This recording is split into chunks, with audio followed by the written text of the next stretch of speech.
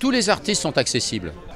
Alors les choses se sont déplacées. Quand j'ai besoin d'avoir des histoires de chansons, aujourd'hui tous les artistes de notre époque, là en ce moment, sont tous auteurs-compositeurs, la plupart.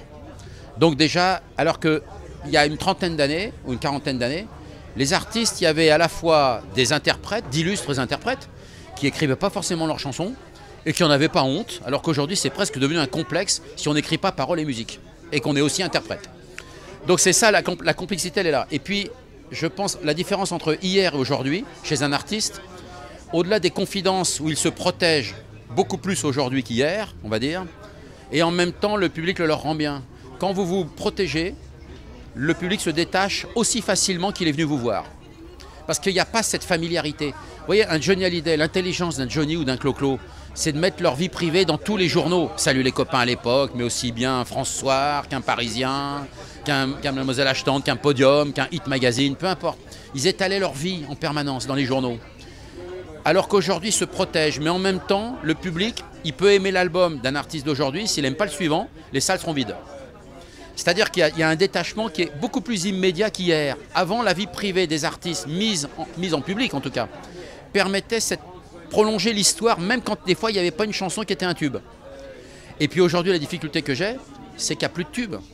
Parce que le succès est communautaire. C'est-à-dire qu'aujourd'hui, vous avez les gens qui écoutent telle ou telle radio. Les disques, ce ne sont pas les mêmes qui passent. Aujourd'hui, les chansons ne rassemblent plus. Elles divisent par communauté. Les 18-15 ans, par exemple, ils aiment tel ou tel artiste. Les plus jeunes, ils aiment Maître Gims, Black M, ils aiment Soprano. Après, selon les tranches d'âge, on a des artistes différents, donc des tubes différents, parce que chaque radio qui correspond souvent à une tranche d'âge diffuse pas les mêmes chansons. Donc, alors qu'en 1975, vous aviez Nino Ferrer qui faisait le Sud, vous aviez Dassin qui faisait l'été indien, Sardou qui faisait un accident et Clo-Clo, le chanteur malheureux.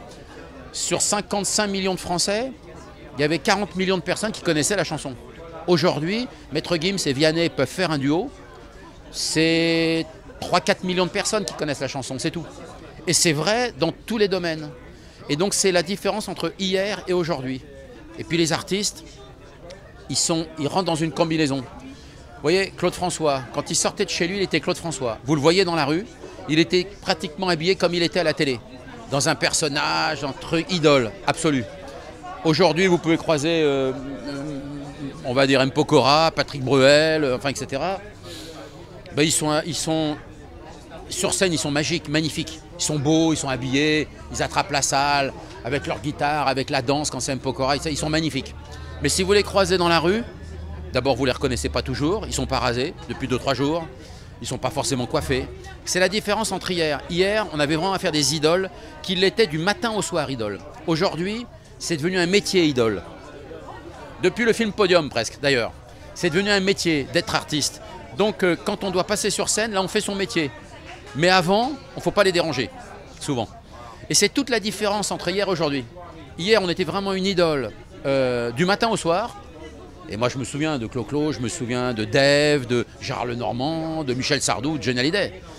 Vartan, vous croisiez Sylvie Vartan il y a 30 ou 35 ans ou 40 ans, elle était Sylvie Vartan dans la rue, elle était magnifique, coiffée, maquillée, aussi belle à la scène que dans la vie.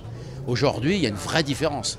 C'est-à-dire que les gens, ils s'habillent en n'importe quoi, ils ressemblent à Monsieur Tout-le-Monde. Par contre, quand ils montent sur scène, ils sont magnifiques.